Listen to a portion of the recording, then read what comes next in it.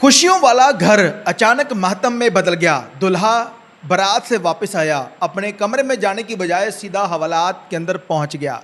Police ने 302 का मुकदमा दर्ज किया और उसके साथ उसकी फैमिली के कुछ और लोगों को भी गिरफ्तार कर लिया जाता है।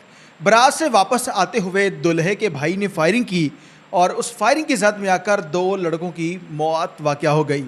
वो घर जहां पर चंद मिनट पहले खुशियां मनाई जा रही थी, बारात गई, बारात वापस आ जाती है और उसी दौरान उसी घर में 2 लोगों की हलाकत का मामला सामने आता है।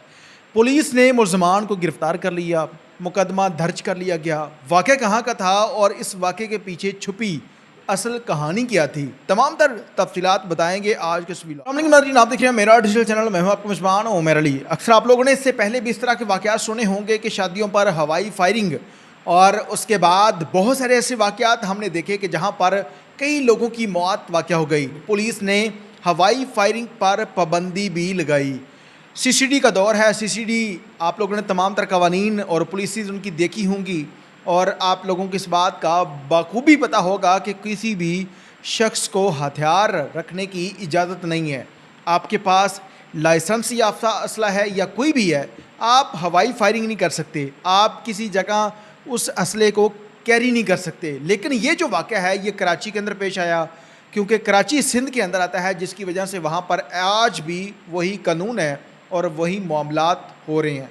होता कुछ यूँ है कि कराची में एक शख्स जिसकी शादी थी, उसके बड़े भाई ने अपने भाई की शादी पर खुशियाँ मनाने के लिए उस खुशी में आकर जो है उस जोश में आकर वहाँ पर फायरिंग की और उस फायरिंग के साथ में आकर 2 लोगों की हलाकत हो जाती है।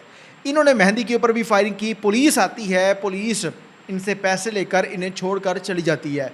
आप लोगों ने देखा होगा कि शादी पर अगर कोई शख्स फायरिंग करता है तो मोहल्लेदार बाद दफ़ा उनकी कंप्लेंट दर्ज करवा देते हैं कि इन्होंने मोहल्ले के अंदर फायरिंग की है। पुलिस आती है, पुलिस उनसे पैसे लेती है और वापस चली गई। पुलिस ने कोई मुकदमा दर्ज ना किया, ना उनसे वो असलहा लिया। अगर खुदा न खासा पुलिस उनके ऊपर मुकदमा दर्ज कर लेती, पुलिस उनसे असलहा ले लेती तो शायद 2 लोगों की ज़िंदगी बच जाती।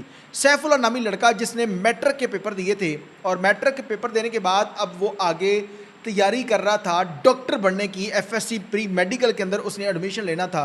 लेकिन दोस्त की शादी थी मोहल्ले के अंदर, वो बारात के साथ चला गया दोस्त की शादी पर। वहाँ से जब वो तमाम तर शादी की रस्में थी वो अदा होने के बाद वापस बारात अपने घर पर पहुँचती है तो उसी दौरान दूल्हे का जो बड़ा भाई था वो पिस्तौल निकालता है और हवाई फायरिंग शुरू कर देता है।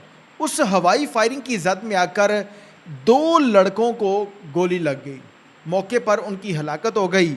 ये लोग छोड़कर भाग गए।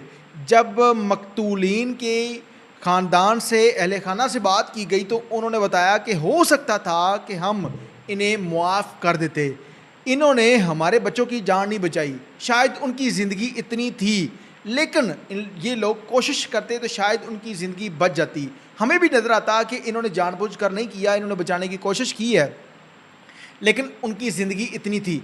अब जैसे ही वहाँ पर उनको फायर लगे, ये छोड़कर भाग गए, हमारे बच्चे वहाँ पर तड़पते रहे। और उसके बाद पुलिस ने बड़ी कार्रवाई करते हुए दुल्हा समेत उसके भाई को भी गिरफ्तार कर लिया।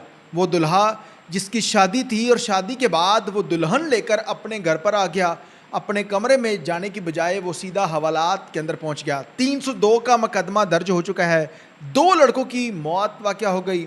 अब इसमें बाकी जो नामालूम लोग हैं वो अभी तक फ़रार हैं। पुलिस ने कार्रवाई की, लेकिन सवालिया निशान है उस हुकूमत के ऊपर और उस पुलिस के ऊपर कि जब इन्होंने मेहंदी के दिन हवाई फायरिंग की थी तो शायद इनके ख़िलाफ़ मुकदमा आप लोग दर्ज करते, इनसे वो असलहा बरामद कर लेते तो शायद इन 2 लोगों की ज़िंदगी बच जाती। लेकिन पुलिस ने पैसे लिए, क्योंकि हर जगह इस तरह के मामलात चल रहे हैं। पुलिस ने पैसे लेने के बाद इन्हें असलहा जो है वो नहीं इनसे लिया या इन्हें वापस कर दिया, जिसके बाद बारात से वापस जब वो अपने घर पर पहुंचते हैं उसी दौरान दूल्हे का बड़ा भाई जो है वो फायर करने लगता है और वो 2 फायर ब्रेस्ट की शक्ल में 2 लोगों को लगते हैं, जहां पर उनकी हलाकत हो गई। और जब सैफुल्लाह की वालदा से बात की तो यकीनन उनके घर के ऊपर जो है वो क़यामत टूट पड़ी कि 17 साल उनका बेटा मौत के मुंह में चला गया। मैट्रिक के पेपर दिए थे, बड़े बड़े ख्वाब थे उसके, पढ़ लिख कर एक बड़ा इंसान बनना है, लेकिन उसे इस बात का इल्म नहीं था कि उसकी ज़िंदगी ख़त्म होने वाली है। जो 2 लड़के जिनकी मौत वाक़या हुई है, उनमें एक की उम्र 17 साल जबकि दूसरे की 12 साल है। सैफुल्लाह जो था ये मैट्रिक का स्टूडेंट था, इसने मैट्रिक के पेपर दिए थे, एफएससी की तैयारी कर रहा था। जबकि सैफुल्लाह के 3 भाई थे और 1 बहन थी। इस वक्त वहाँ पर क़यामत का समय है कि जहाँ पर खुशियाँ थी, अचानक वो खुशियाँ मातम में बदल गई और उसी मोहल्ले में एक दिन बारात और अगले दिन उसी मोहल्ले से 2 जवान लोगों का जनाजा उठाया जाता है।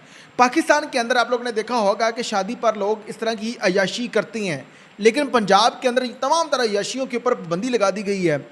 जबकि कराची के अंदर ये वाक़या रुनमा हुआ है, वहाँ पर इस तरह के मामलात आज भी हो रहे हैं।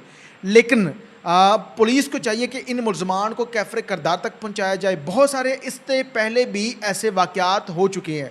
एक इससे पहले वाक़या हुआ था कि एक बच्ची जिसका पेपर थे, वो छत के ऊपर बैठकर पढ़ाई कर रही थी, स्टडी कर रही थी, तैयारी कर रही थी। हवाई फायरिंग होती है मोहल्ले के अंदर, शादी थी और वो फायर जाकर उस बच्ची को लग गया। बारात उस जगह पर जाती है, दुल्हन ब्याह कर वापस आ जाते हैं और उसके बाद शाम के वक़्त जब वालदा अपने बेटे को भेजती है कि आपकी बहन ऊपर छत पर तैयारी कर रही है, उसे बुलाकर नीचे ले आओ।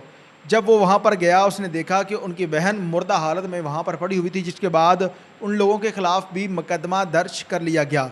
मुतअद्दिद ऐसे वाक़यात इससे पहले भी रूनमा हो चुके हैं, इसलिए तमाम तर लोगों से दस्तबस्ता गुजारिश है कि शादियों के ऊपर इस तरह की हवाई फायरिंग नहीं करनी चाहिए, वरना कल को आप जो खुशियाँ मना रहे हैं, फिर आप वो खुशियाँ, आपकी वो तमाम तर खुशियाँ जो हैं वो ख़त्म हो जाएंगी और आपका बाकी का जो वक़्त है, जो ज़िंदगी है, वो जेलों के अंदर गुजरेगी। इसलिए कभी भी कोई ऐसा काम नहीं करना चाहिए जिसके बाद ज़लालत आपका मुकद्दर बने या आप लोगों की वजह से किसी की ज़िंदगी चली जाए या आप लोगों की दुश्मनी बन जाए। तमाम तर लोगों से गुजारिश है इस वाक़े के बारे में अपनी कीमती राय का इज़हार कमेंट सेक्शन में लाज़मी कीजिएगा। अल्लाह ने के बाद।